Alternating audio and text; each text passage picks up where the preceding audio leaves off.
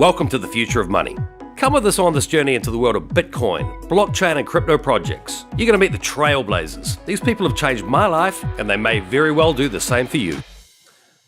Welcome back, HardForkers. Hope you're enjoying your weekend. We hope this show will make it even better. Dunstan, good to see you again, sir. How are you? Hey, everyone. So I've asked Dunstan to bring along some thought leaders, especially based here in Asia, and Simon Pang was one of the guys that thought would be brilliant for this show. So Simon, welcome along. Good to have you. Thanks for having me here, man. Yeah. So maybe on that note, you could give us a very brief background of who you are and what you're doing in the space. Okay, at this point of time, what I'm actually doing is that I've been growing communities. I've been doing it even before getting in this blockchain stuff.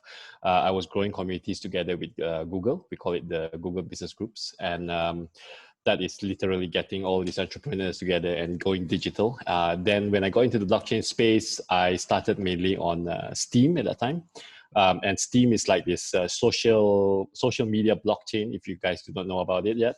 So STEEM, because of the nature of it being a social media, so I realized that, hey, we can't grow this without a community. So whatever I had, all the resources that I had from previously doing community building, and I started involving it in the blockchain, and from there we grew the Was there some hard forking at STEAM recently? Oh yeah, there was.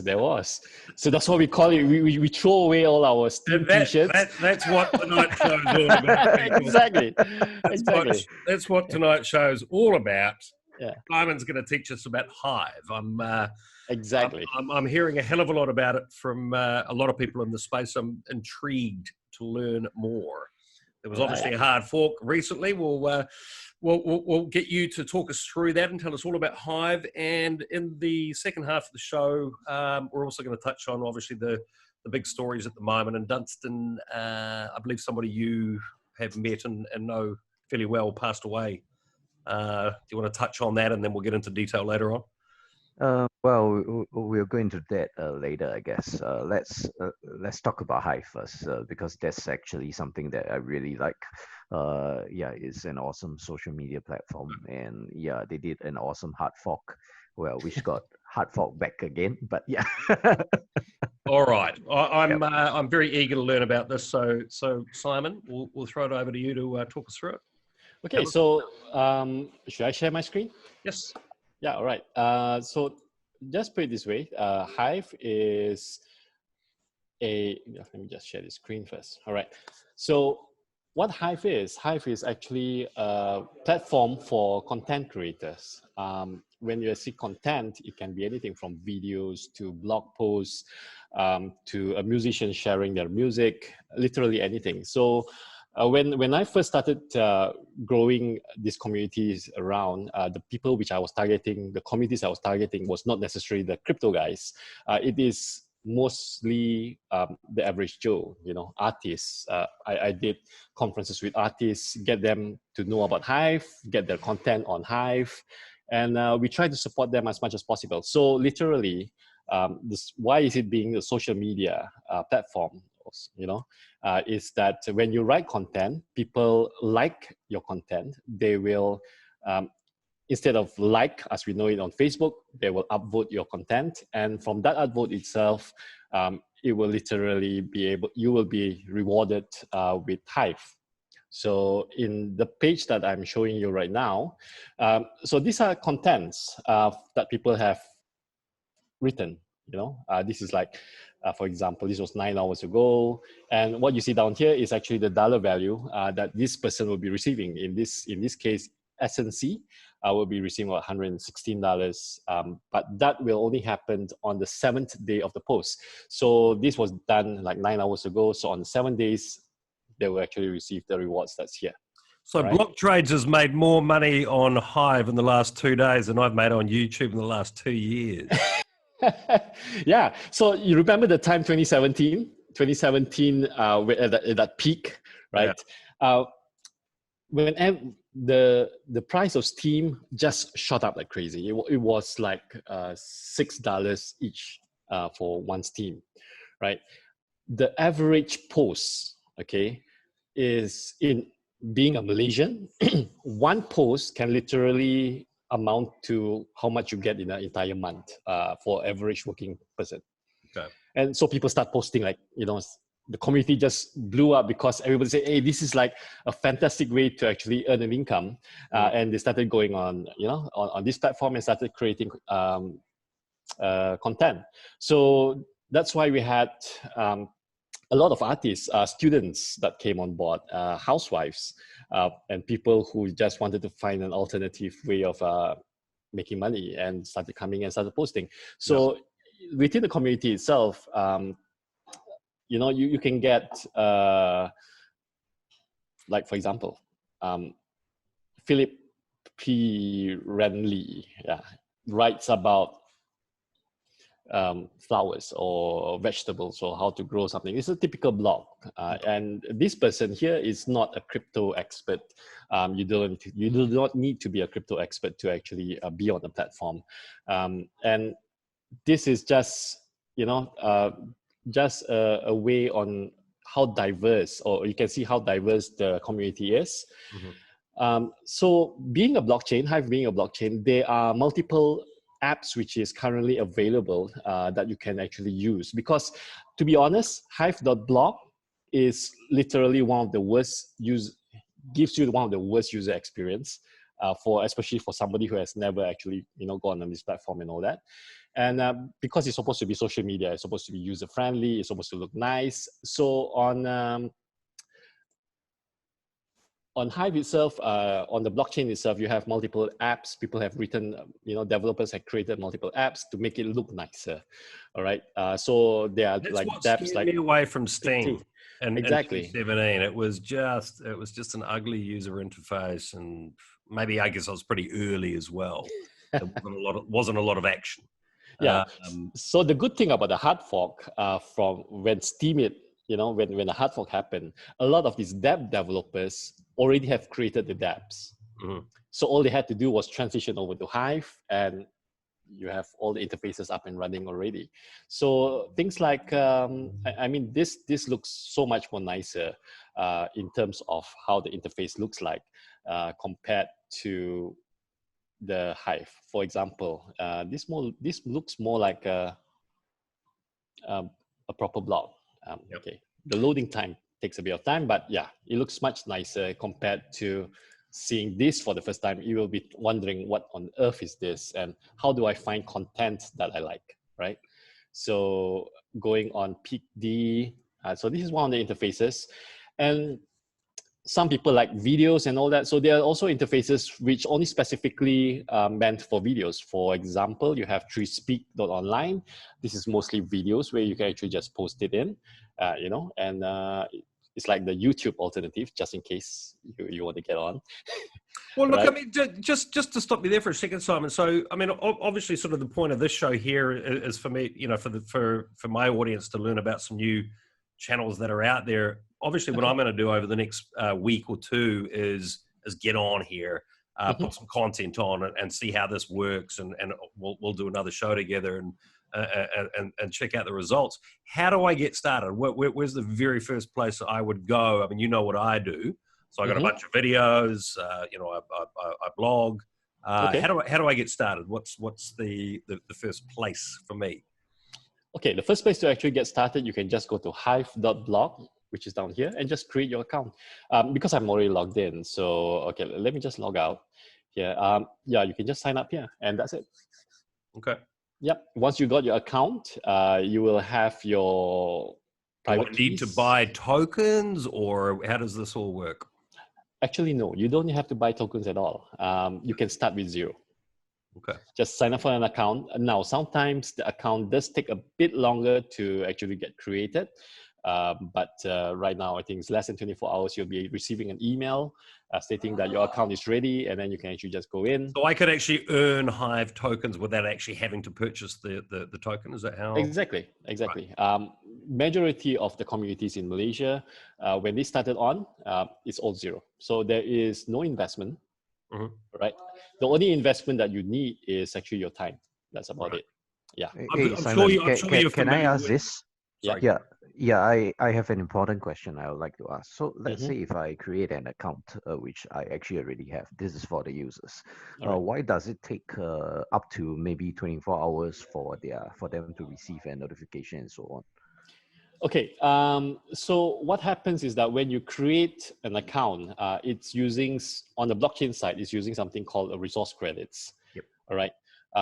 During the STEEM time, the resource credit was all provided by STEEM Inc. itself. Correct. For Hive, there is no centralized body that actually does all of this. So that's why there are a few large accounts which is actually using their resource to actually create the account on the blockchain itself. Okay. So in layman's term would be this: some rich bugger in Hive or some rich in Hive token bugger decides to become a nice person by giving a universal basic income in a sense. Something like that. Yeah. Okay. Cool. Yeah. So somebody is actually paying for their, well, yeah, donating using their resource, to using a resource to actually create the account. That's about it. Okay. So that's how it actually works. And yeah, so getting started is quite easy. You can just sign up on hive.blog. Or the other interfaces. So for example, if you're on TreeSpeak, you can, from TreeSpeak itself, you can do a sign up down here.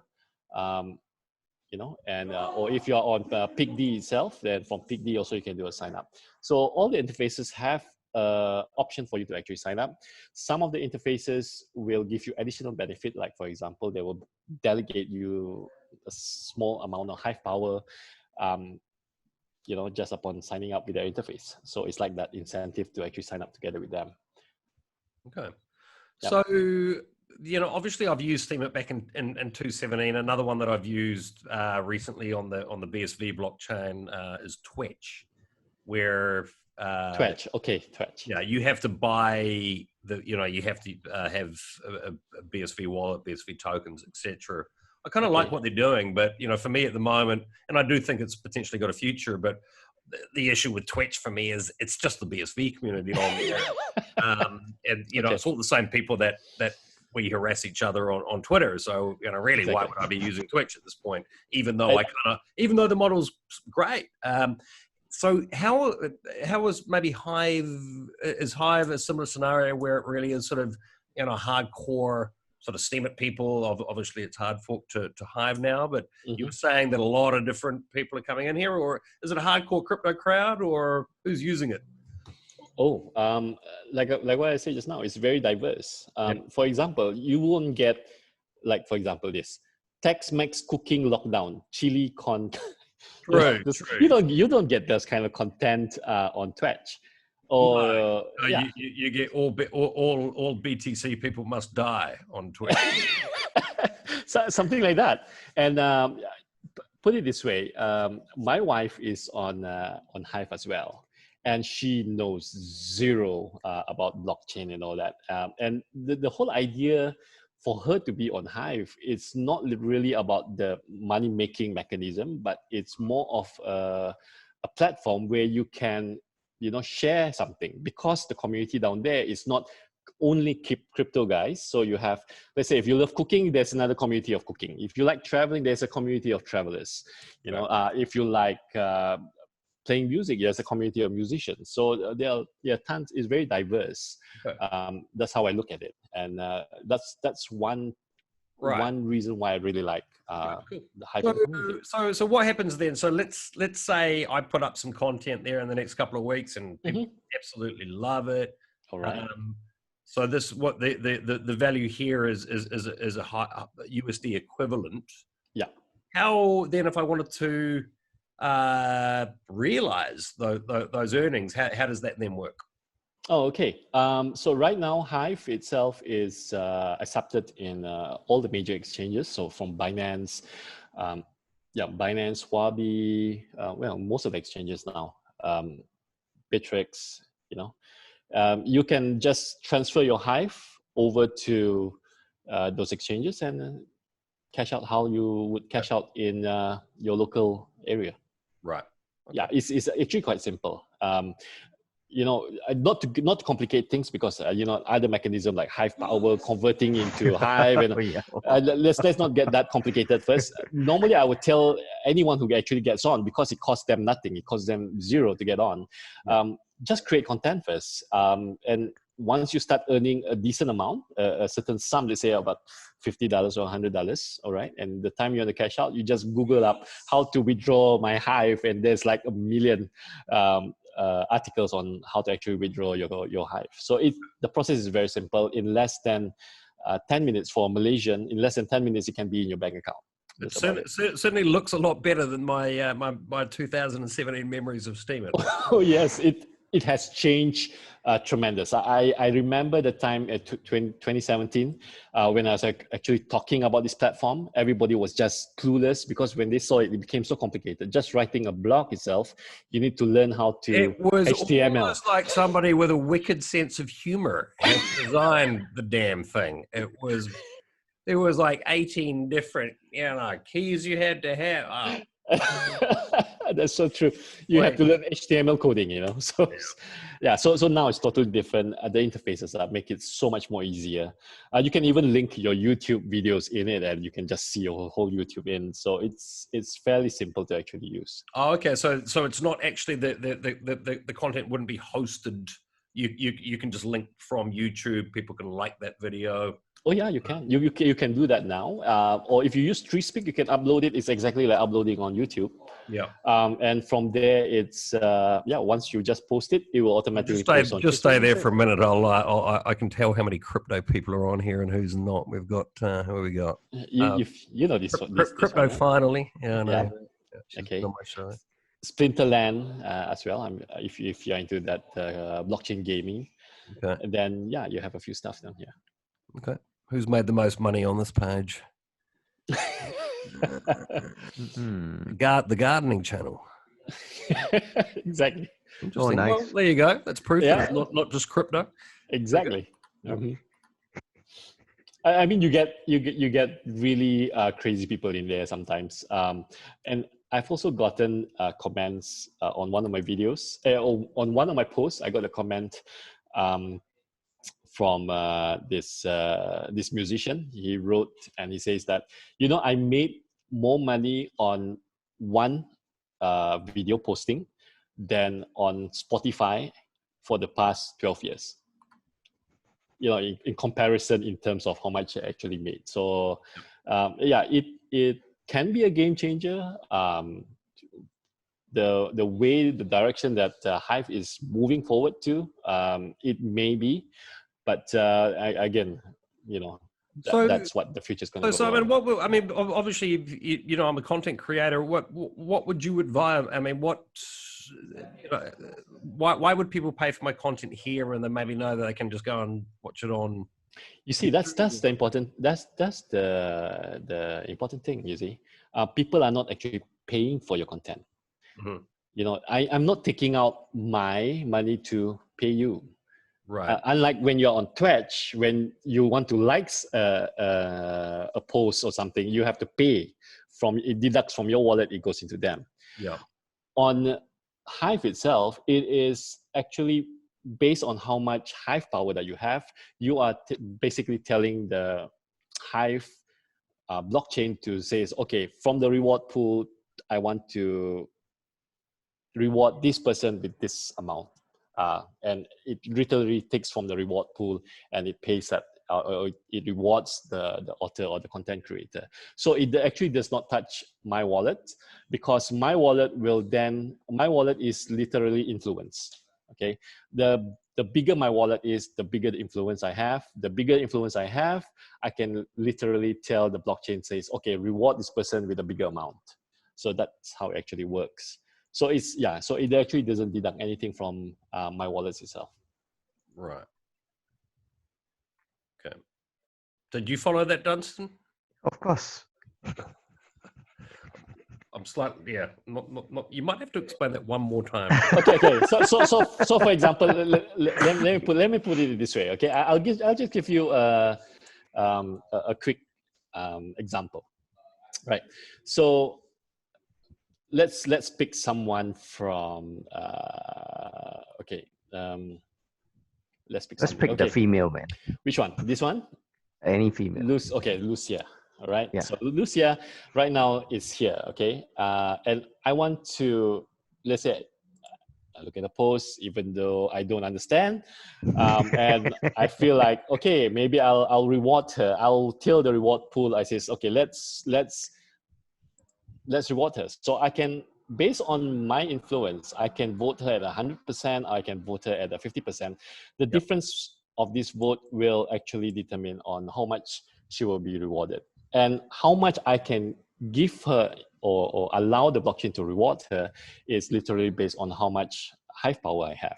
Right. So in this case, that 50%, my 50% vote on this is literally about, let's say, 30 cents. So for now, she is $30.92. And she will receive this. Okay, she did 4 hours ago. So in 7 days' time, she will receive whatever equivalent in Hive value. Mm-hmm. That's about it. But on my wallet itself, I don't mind showing my wallet because it's transparent anyway. So on my wallet, I have like 39,000 down here, and this will just remain 39,000 in terms of Hive power. Okay. Yeah.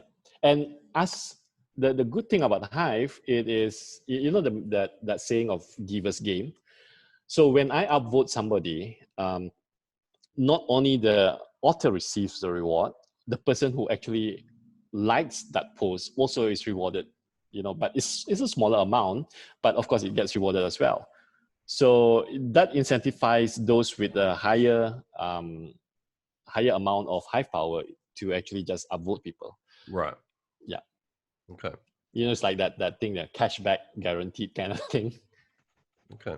Yeah. So yeah, so nothing gets deducted from my wallet. Okay. So is it still very much the same sort of thing as Steam with the Steam dollars, etc.? You know, if I thought, okay, this token is going to appreciate in value, I can go and buy that on an exchange, or what are the token economics here? Are they they're different tokens? No, it's exactly the same. Same like how Steam it was. You have Hive. Yeah. So this whatever that's in here is liquid. So I can transfer right now 78.866 Hive over the exchange, right? Whatever that's here is literally stake tokens. Right. Yep.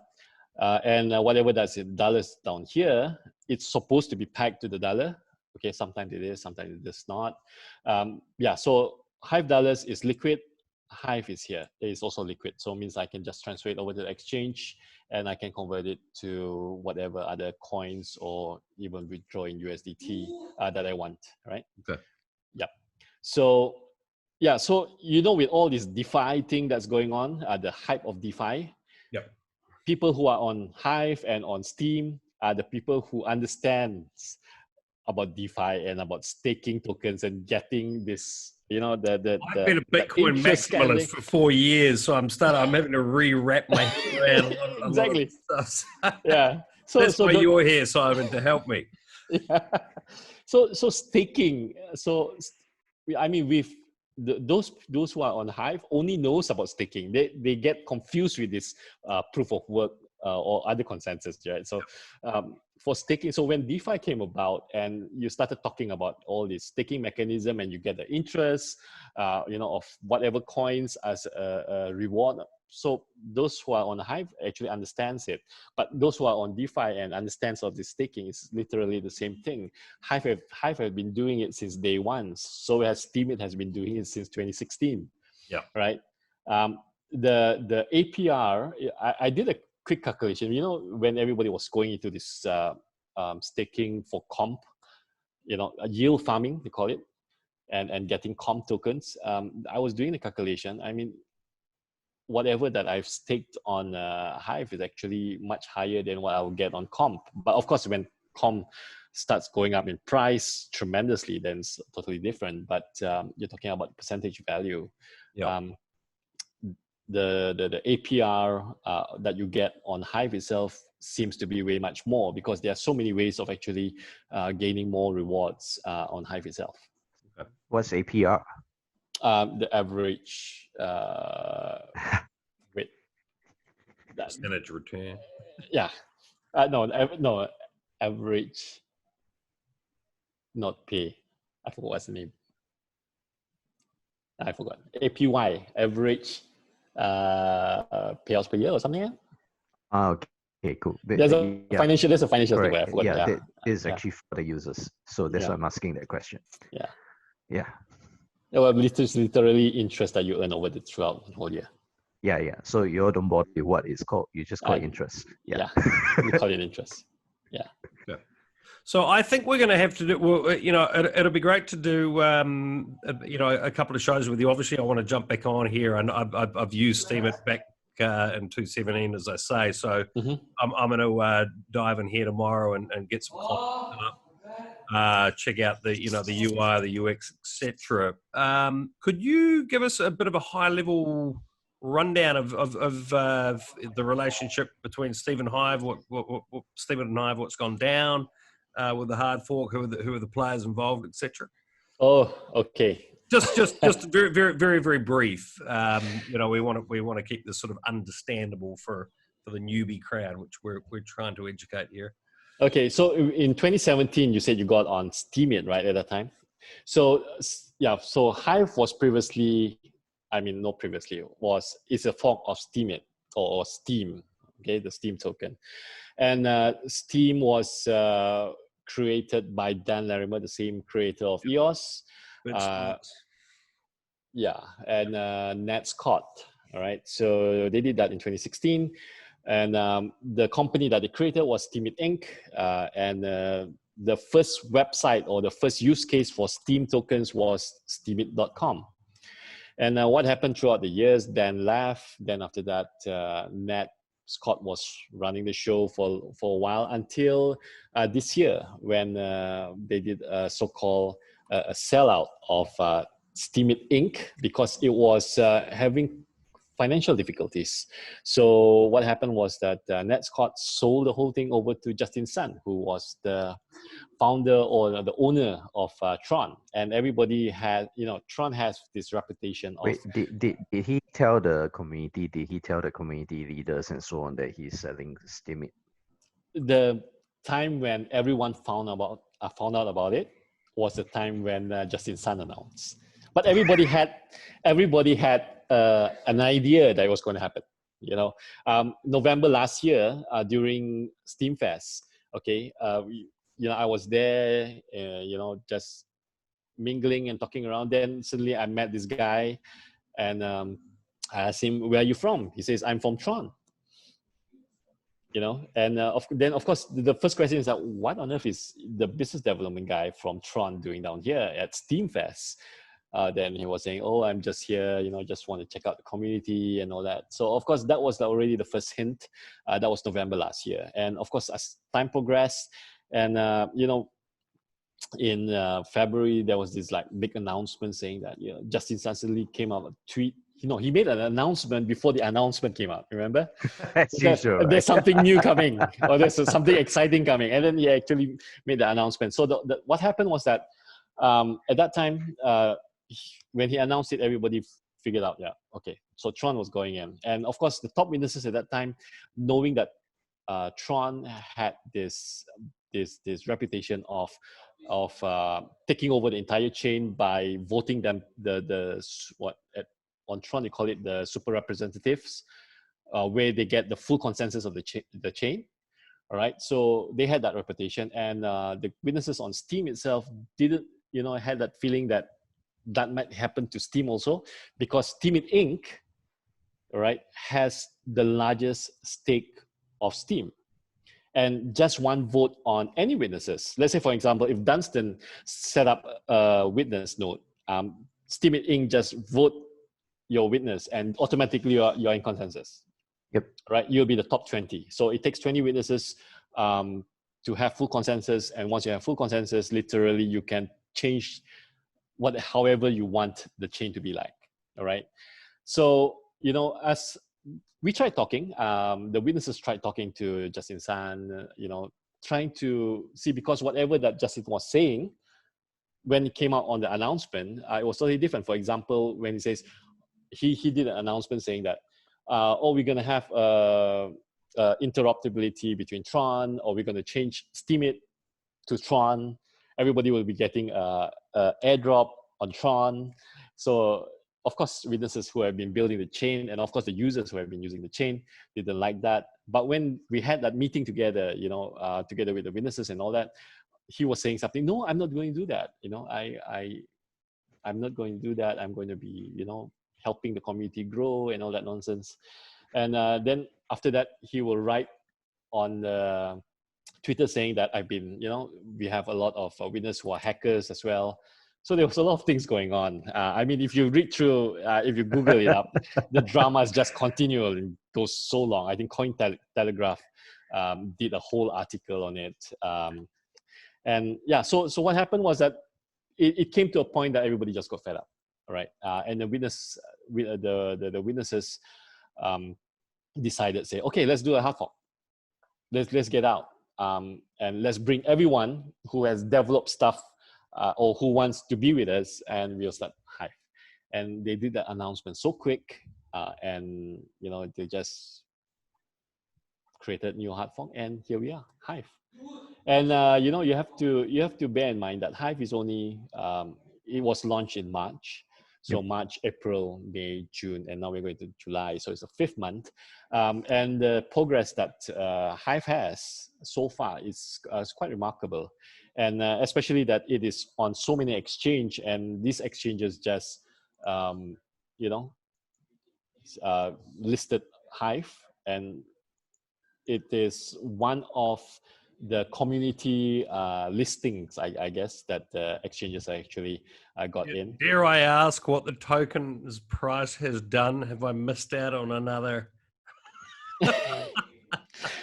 To be fair, those, let's say if you had 1 million Steam, right after the hard fork, you will have 1 million Steam and 1 million Hive. Yeah, so I was telling Dunstan, it's like striking a lottery on the blockchain. Yeah, and you'll quickly sell the Steam, right? And then crash the price of the Steam tokens. Yeah. But again, not everybody, and everyone, almost everyone got was airdrop Hive. All right. Of course, Steam It Inc. didn't get their airdrop, and they got very sour about it. And then they did another big fiasco by doing a hard fork on Steam. And all the witnesses who were supporting the Hive hard fork, all right, or selected few, their account was literally emptied out during hard fork 24 of Steam. Nice. All right. So everybody starts to question, that this is not centralized, and this is not decentralized anymore. Steam is more of a centralized entity because, one person control all 20 consensus if and when he wants to. Right. I can vote 20 sock puppet witnesses, put them on top. Yeah, vote me, Justin. Vote me. Yeah, I can be 18. Change the chain, So I mean that it is quite ridiculous.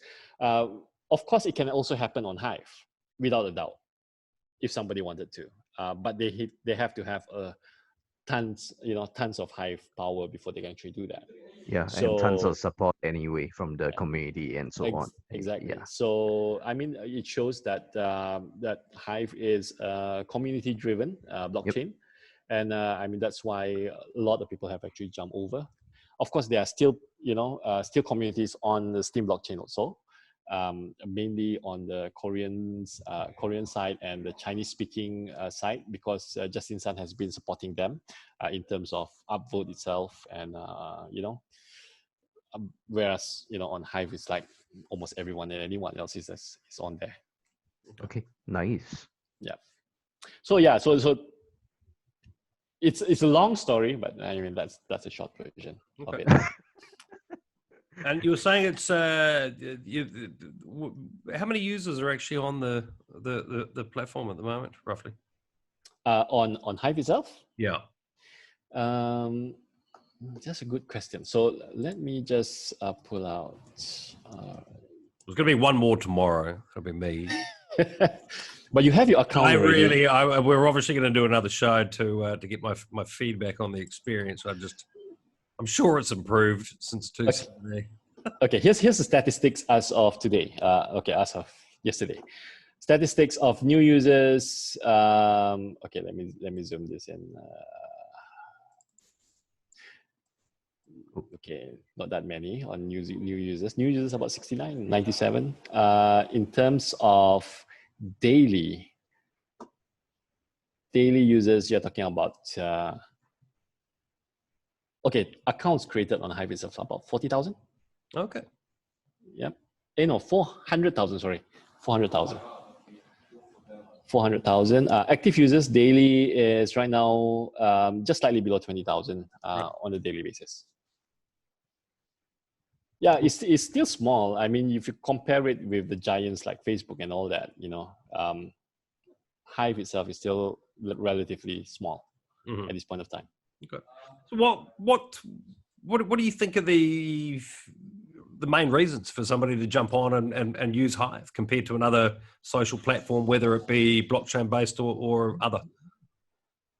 Well, one of the main reasons, I mean, we all know that, people like Girl Gone Crypto and crypto finally got blocked on Instagram. There wasn't actually a reason why they were blocked, right? Yeah. So the whole idea why they will jump on places like Hive is that it is censorship free. You can post it will always be on the blockchain.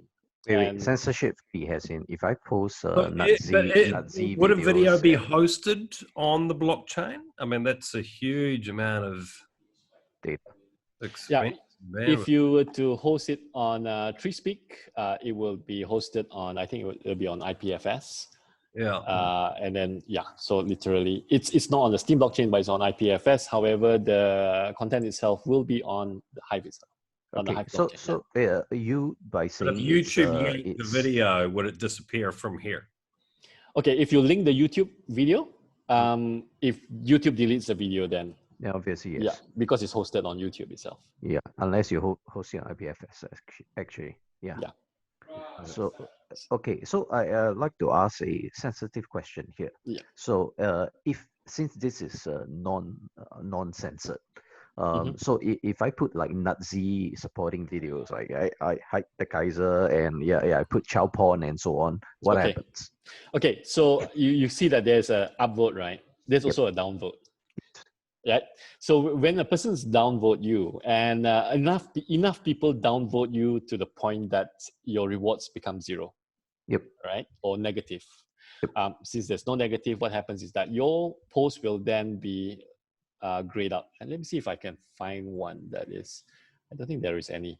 Grayed out. So which means that people can't see or they still can see? Well, they have to take a bit of effort to actually see it. So they can still see it then? Yeah, they can still see it, but it will not be shown up front. It's like Reddit, When somebody don't like the post, they will downvote in. What happens is that the post actually goes down. Yeah, but in Reddit, if there's Chow Porn, there's no downvote, there's no nothing. They just all you have to do on Reddit is talk about Craig Wright on the Bitcoin forum, and you get a lifetime ban, which is what I've got. Censorship resistant Bitcoin. Nice one, fellas. No, on here. Anyway, don't get me started on that. Yeah. So the blockchain itself will not be. I mean, there's no censorship on the blockchain itself, all right? But on the interface, for example, Hive.blog or pigd.blog, pigd.com, or even TreeSpeak, because the interface is centralized. Yep. Even though it's reading from the blockchain itself. So the people who are actually maintaining this site, so they will not pick it up there. Yeah, they will be able to actually just block you. Okay, cool. Understood. Yeah. So guys, right? No Chow Porn there and no Nazi video. Hey, there is a whole porn site dedicated on Steam also as well. So yeah. Okay, but you won't see go and take a look. Yeah, but you won't see it here. You won't see it here unless you know the URL. It's on the Steam blockchain. Okay, understood. It's on the Steam blockchain, but you won't see it here because it's not chosen to be on here. So it's also on TreeSpeak then. Well, Google it. Yeah, so you know why, right? I'm usually the one asking these more sensitive, weird questions. Yeah. Well, I'm looking forward to, yeah, I mean, it's been a number of years. I mean, obviously for me at the moment, you know, I've put a lot of effort into building a crypto brand, and it just becomes, I mean, to be honest, when I actually wrote my business plan in 2016, a lot of it centered around the fact that I felt a lot of the YouTubers in the space were probably going to get yanked for just blatant disregard for very obvious laws that people should be following with regards to financial advice. I mean, it's mixed feelings for me when I do see people getting taken down. I mean, we all know there's been some absolute shockers out there flogging a load of shit to people for years, and they should never have been doing that in the manner they did. But at the same time, the level of censorship now and the uncertainty around with cancel culture, and just so for me, this is time to be looking at different platforms again. It's slightly overwhelming, especially in the crypto space. There seems to be something popping up every day at the moment. Exactly.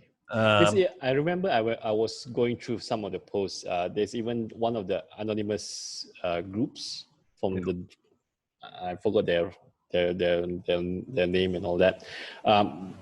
They have been actually been posting on STEEM blockchain as well. Mm-hmm. Those anonymous. I don't know what you actually call them. Anonymous. They're called anonymous. Yeah, from with the duck. All of them starts with duck something. Yep. Their accounts. So they have actually been posting on the STEEM blockchain also. But again, the interface just choose not to publish it or to show it up. So, but if you search the blockchain itself, you can actually find their posts. Mm-hmm. Okay. Excellent. All right. Well, do you want to come off screen share here, because we're giving huge exposure to Essency and block trades. Their upvotes are going to go through the roof. Sorry about that. Or is that you? You sort of hover it over that. Is it you and Dunst? Okay, excellent. So look, I mean, I think let's be great to jump back on next week after I've had a proper play around and got some content up. Dustin, are you on Hive? Can we find you on there? Yeah, I'm on Steemit. I need to go and check my accounts, man. Can't think of it. It's been a long time. If you're on Steemit, definitely you're on Hive as well, because all the accounts were forked over anyway. Oh, is that right? So I'm actually already on Hive then. Exactly. You just need to remember your account, man. Oh, I have all those. It was like 9,000 different numbers. 52 characters. I've only known one person who was able to remember the entire private key. Wow. I was like mind blown, and he's a doctor. So because I was with him, and he keyed in his account, and he keyed in 52 character. Oh God! How the hell do you remember that? Well, Simon, he's a doctor. He's a doctor. You see the amount of information those people actually need to be. But you can make words out of that, but not with your 52 character private key. Is the user base sort of geographically where are you sort of seeing most of the people coming from? All over actually. There's a huge following in Europe and in the US, in Asia, all over. So I can't really actually tell, because there's actually no geolocation, statistics on that. Yeah. Yeah, that's the other thing I wanted to ask you. I mean, obviously the three of us are based here in Asia. So much of the content seems to have been quite sort of North American centric, or at least the stuff that sort of brought me into the space and I followed and had the, sort of effectively influenced me, putting it mildly. Where do you think the real power base of the blockchain space is? Do you think it's here in Asia, or? I mean, I know I know from a financial point of view, I think a huge amount would be coming out of Asia. But is there a difference between sort of where the developers are and where the actual money and the action is happening, in your opinion, guys? For me, I think the potential of in Asia itself is really huge. Again, if you're talking based on the financial side. Well, I just put it this way. I know my North American friends, when they've come out here to conferences, have been utterly blown away by the size and scope of what's happening here in Asia. I mean, I haven't really been out to the US for conferences and so forth, so I don't have so much of a take. But a lot of the media seems to be, at least the media that I've been consuming over the last 4 years, is very sort of North American centric. So so I don't really have a feel for that. But I mean, if you listen to some of the big funds, they seem to imply that the real financial action is happening here in Asia. What are your thoughts on that, Dunstan? Well, financial wise, a lot of things are happening in Asia. When it comes to development wise, however, Asia does drop quite a bit when it comes to deep tech. In that sense, most of the countries, although they said that they are blockchain developers, what they all did was they just copied off another blockchain and something like that. There's nothing original. Yeah, HARDFORK. Yeah, exactly. Right? Yeah. But in that case, right, it wasn't even a hard fork because nobody followed, man. It's just them take the codes, since these are open source, and then I have my own blockchain. I'm like, dude, you just had a copy. You didn't. It wasn't your own blockchain, man. Yeah, so that is generally what is happening in Asia when it comes to tech. I don't think we are that tech savvy. There are very few good developer teams in Asia, to be honest. Yeah, when it comes to cryptocurrencies, and I noticed that the better teams are in Europe and in North America. I think that boils down a lot in terms of the education side, because in terms of resource, most of the current resource in terms of blockchain is mostly in English. And in Asian countries, they need to have, to go through translation. And there's no actual space to actually learn up all these things unless you are doing it on your own. Yeah, so that's the thing, you see. Like most of the blockchain resources, right? Although yes, they are in English, right? Most people who actually understand blockchain and so on, right, they actually have to learn it on their own. It's not as if, they would have a mentor or like a company would employ them and train it and so on, because most companies have no jack shit about how blockchains work, and so on, man. Everybody is like thrown in the deep end on its own. I do agree with you, Simon, regarding the language itself, but most 3/4 of the countries in Asia speak relatively good English, and they can understand whatever that's written, even on Google or whatever resources we can find online. So, but it is about the exposure, about the creativity, and at the end of the day, I will be as blunt as it is. It's not just Asia, man. Most of the blockchains in the world are a copy of something else. Definitely. Yeah. So the last conference I actually went to was in Seoul, and sadly the mayor has just been found dead. Dunstan, I know you know this guy. What can you tell us a bit about him and what influence he had on the space in Korea, and tell us a bit about the guy. I just read this earlier today. Okay, so the mayor of Seoul is actually a private and is actually a very private individual, but he is a very strong driver of the blockchain space and cryptocurrency space in Korea, primarily, of course, Bitcoin. Yeah, so this this is actually a big loss to the entire blockchain community in Korea, actually, and to us as a whole in total, because he's actually a very strong proponent. You notice, right, there were things that were going on, like smart cities, like cities in Busan and so on. They are creating their own smart city, they're creating their own token and so on. He is a primary driver of these, but he's not a public driver. he's a private driver of these initiatives and so on. So yeah, so obviously, like 2 days ago, he was found. We are talking about a guy that has 24-hour bodyguards, man. I've been to his place. Like he's found like you know, at a forest, like just behind his house and so on. Yeah, yeah, these things obviously don't make sense, man. There is a story behind this. And yeah, so obviously at HardForking, you know, we want to tell people the inside information as to what's going on.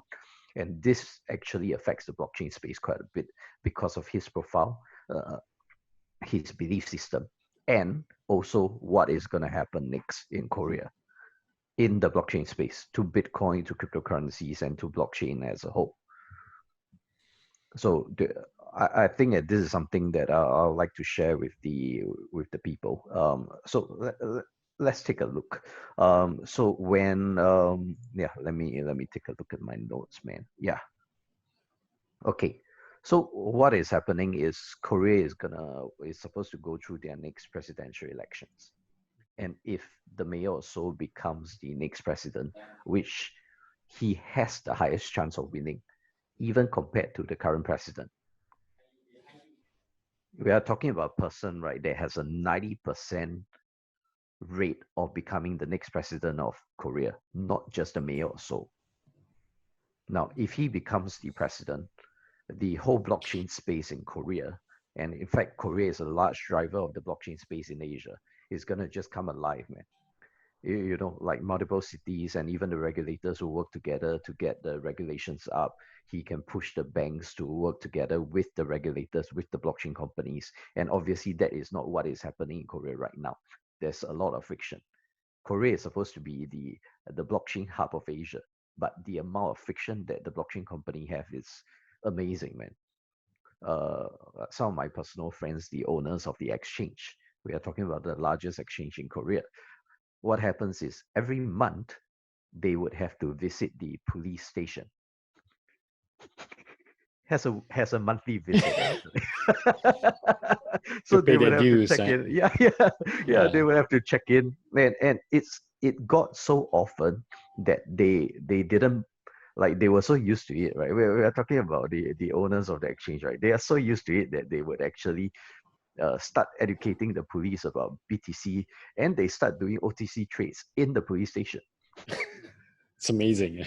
Yeah, because they see them so often. I mean, I have to see you, so yeah. Why not we do some business together or something like that? You get what I mean? Yeah. So this is what is happening, man. So it's a loss to the community. This guy. I mean, obviously condolences to any of his friends and family that might see this as a terrible thing. I mean, it's obviously been reported as an alleged suicide.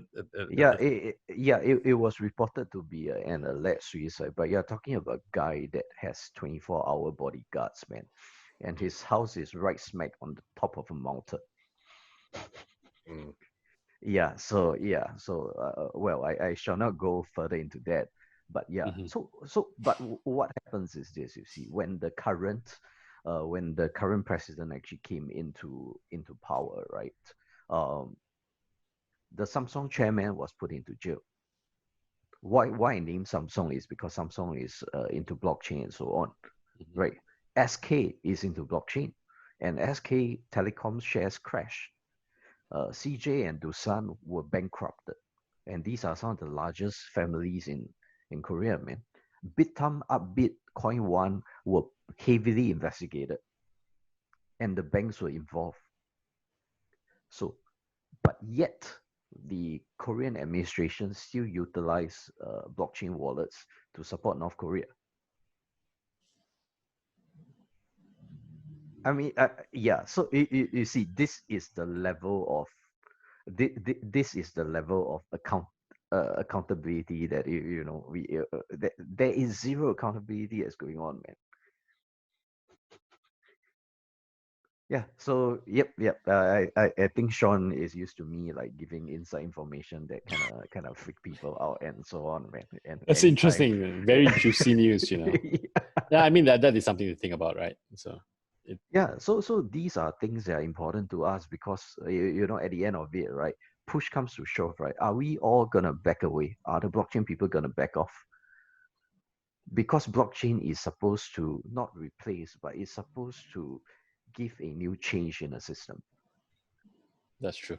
Yeah, and we have lost a. I suppose you're talking worker. about Bitcoin there, though. Would be what you're saying, though, isn't it? I mean, well, Bitcoin is for the financial, but other blockchains can be used for accountability and so on. You see, True. yeah, yeah, like even in voting, even in elections, like even in our social media platform, like already two governments are jumping off Facebook because they don't want to be fact checked by Facebook. They don't want to be censored.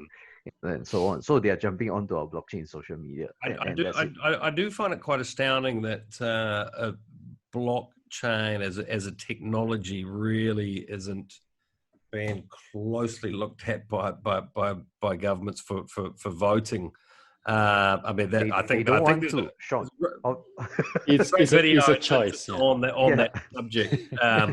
In fact, I've my friend is the CEO at Eternity. I believe I think they're quite advanced with the Uruguayan government with regards to implementing a voting system there. I mean, for example, today we've had elections in Singapore and in the middle of a pandemic. Whether you believe in the pandemic or not, let's not get into that. But, if you do, you certainly wouldn't want to be standing in long queues with lots of other people, would you? Exactly.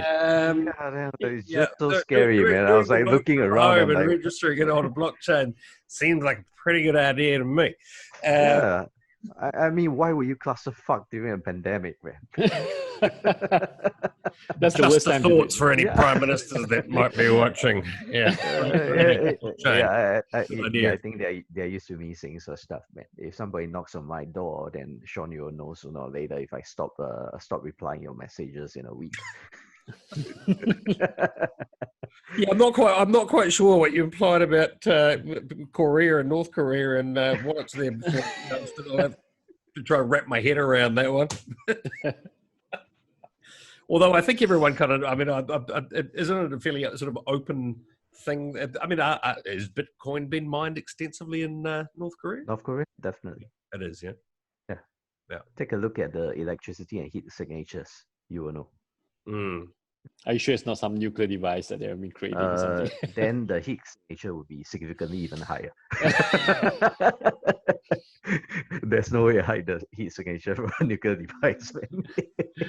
Yeah.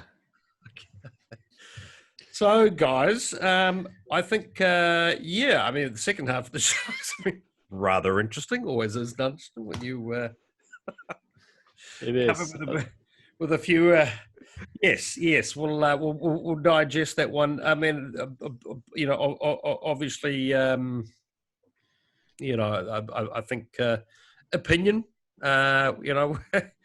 Everyone is entitled to voice their thoughts, and how well did you know that guy? Well enough. Yep, well enough. Okay. Yeah, yep. I shall keep it private when it comes to that. Yep. Fair enough. Probably wise. A good time to be private now, right? Moving on. Someone give me another subject, please. What else has been happening, guys, in the space? Anything interesting? DeFi. The DeFi hype. Everyone's talking about it. Yeah. Well, DeFi. I'm still learning. I'm still, it's great having guys like you on. I mean, I've been, very much immersed in Bitcoin. I'm sort of doing things the other way around, Simon. You've had all these people that have sold 3,000 shitty projects to their followers, and now all of a sudden have become Bitcoiners. I've only ever been a Bitcoiner. And now I'm going off and learning about other projects. So I'm doing it the other way around, which I would like to think would give me a bit more credibility in the space than certain other pundits that are hanging around. I don't know why they're still here after giving shitty advice to people for years. I am trying to uncover, the better projects and people out there, and I'll certainly be having a look and use of Hive over the next week or term. We'll get you back on to give you my honest appraisal. No problem. Yeah. And actually, I think this will be a very good idea.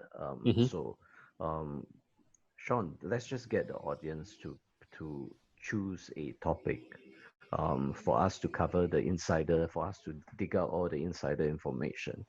But in order for us to do that, they would definitely have to do some level of donation. For example, they could donate like Hive tokens, they could donate Bitcoin, Ethereum, and so on. And they choose a project, a topic, a blockchain, or something in which we give out insider information as to what's going on in the blockchain space. Yeah, that might be a good idea. So, Yes. so if anything, please donate, and I'm pointing to get juicy details, more juicy details about stuff that you do not know. We're actually, you do not want to know. Simon, we made a pilot episode of it's sort of working title, The Real Cryptos.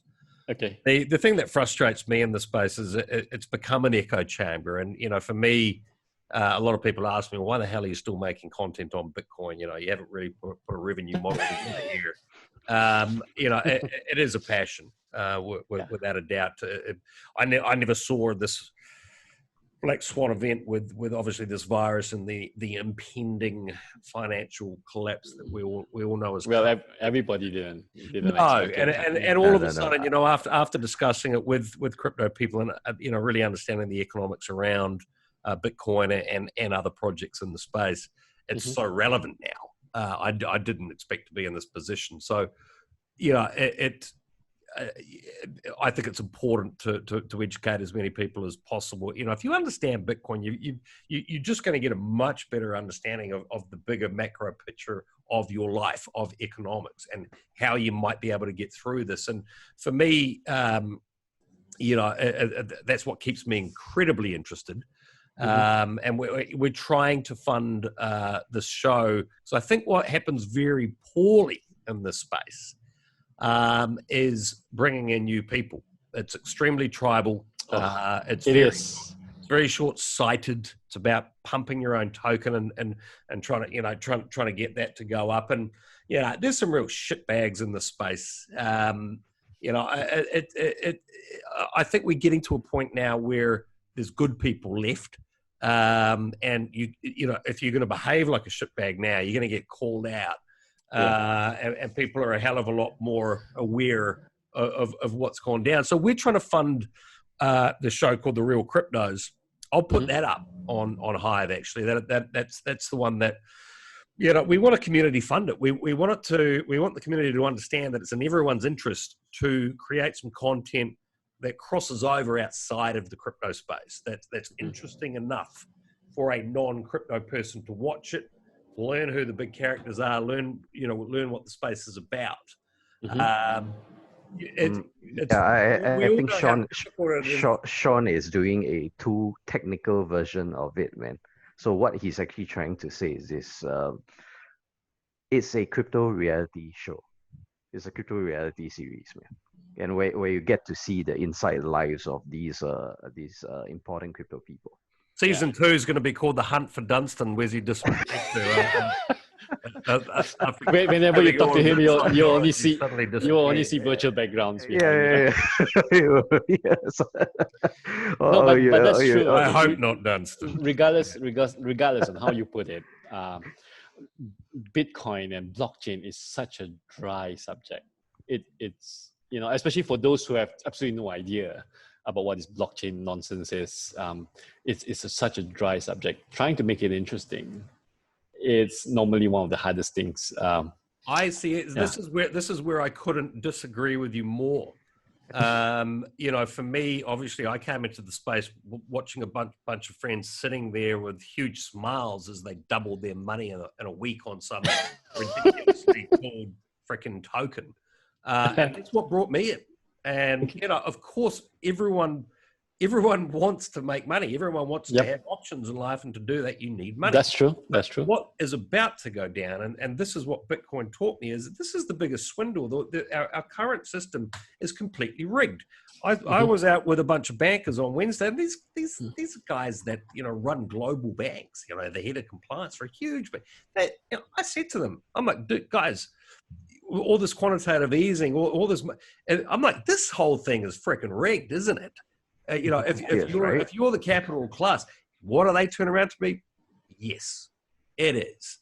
And so I disagree with you that it's not a dull space. The second you understand how central banking works, how our financial system works, if you're not interested in that, then you're just completely blinded. You're literally, in my opinion, you're purposely not taught these things at school, at university, in your economics classes. You're just not. You are blindly stumbling through. We're about to have another massive cash grab of people. No, I'm not saying that it's a dull space. I'm just saying that the subject, it's presented badly. Yeah, it's presented badly. It's not an easy topic to talk to a layperson. There's a handful of people that describe it well. I would put a guy like Simon Dixon in that category. I mean, he's not the most dynamic guy. Hey, I describe it extremely well, man. You do as well. You do as well, Dunstan. But you're probably going to get kidnapped by some North Koreans shortly. Right? We're going to need someone else. So yes, mate. I mean, it's we do an incredibly poor job. The guys that get the views are the guys that do the trading show. If you're talking about anything other than sort of the number going up and how you can make 20% tomorrow, then it's pretty hard to get heard. That's the reality. So Vienna, I'm certainly going to give it another swing with my team. We're very passionate about it, but trying to find some form of community support to actually get behind some of this. Just put it on Hive. You never know what's going to happen, right? Let's see. Well, you can. I mean, you can just blast it all to all the different type of projects. You can. You have Hive. Now you have Theta.tv. I don't know whether you heard about it. Yeah. So Theta is quite a cool project. And then you have, of course, DLive, which apparently still running. DTube. I mean, so many platforms that you can one stream all get. Those kind of things. Literally you'll be just collecting your bags without much effort because you have already done the video. It's a toughie though. I mean, I sort of delved into the BSV community, and it's a project that to me, if you want to understand what's going on in the space, you've got to look at all the things that you think warrant that, and BSV for me obviously clearly did. That whole block size debate. Why the hell? It's just stupid, and I don't take anyone seriously that doesn't take the time to go and learn what Ethereum is about, go and learn what BSV and BCH are about. You can't just, if you're indoctrinated, as everyone always it seems to be in the space where they've got a little bit of knowledge, that's dangerous. But there's good things happening there, and if they play out, then I'd like to think people watching this channel are going to stay ahead of the curve, and I want to expand this out now into other projects. So it's great to have you on here and talk about Hive, and I'll look to do that with other projects. I mean, I know Dunstan's a hardcore Bitcoiner, but you have a very open mind, and he knows everyone in the space, so literally can. True. Finger and there. On that note, I mean, Simon, for you, do you want to call out a couple of projects you'd like to see covered on the channel? For me, I'm more interested in those kind of projects which revolves around content. So actually, Theta TV really caught my eye because I mean it is the way that it was designed in terms of being a content delivery, so-called content delivery driven blockchain, and how it's able to reward people who actually just use the platform and all that. So Theta.tv, I've been looking at it and it's quite interesting. It will give Twitch a run for its money. Oh, definitely. Yeah. So And plus Twitch is getting censored all the time, so fuck it. Yeah. Exactly. Sorry, what was that? What was that called? Theta.tv. Theta.tv. Yep. Okay. Yeah. That's one of the amazing projects actually. That has a lot of traction, a lot of VC support. And quite a bit of community support. Okay. And retail support, not just community. It's like people are really using it. Yeah, exactly. Yeah. So I was just going through it, and I think that for me that was interesting because from before I've been going into this CDNs and content delivery is the key for internet and videos and everything anyway. So that was quite interesting. Yep. Check it out. And yeah, if you can get the guy on, I mean that's one thing that'd be amazing to see, to listen to them. Okay. My next show is the guy that was the chief architect of inventing the ICO. So I'm looking forward to that one actually. It's coming up in a few days. Fascinated to have a chat with him. But guys, we've been going for an hour and a half now. So only the hardcore are left watching us, or somebody that's fallen asleep with a huge spliff in their mouths. I don't know who's still here, but good to have you here after an hour and a half, or wherever you are. So how about we get back together, say in a week, 10 days time, and I'll give you an honest appraisal of what I've thought of Hive. Oh, all right, no problem. Awesome. That'll be fun. That sounds good. That sounds good. Cool. Hopefully Dunstan hasn't been kidnapped for voice commands, right? Yeah. You're still living in Fiji, aren't you, Dunstan? Are you still yeah, kind of. Bermuda. Yeah. I can already imagine the next background is going to come in. Yeah. So, which is why, man, I need to keep on doing this. Awesome, guys. And carry on. Thanks for your time. And Simon, a pleasure meeting you, sir. Hey, thanks for having me on. Yeah, thanks everyone. Yeah, have a good day, man. Take care. Good night. All right. Bye. Bye. Later.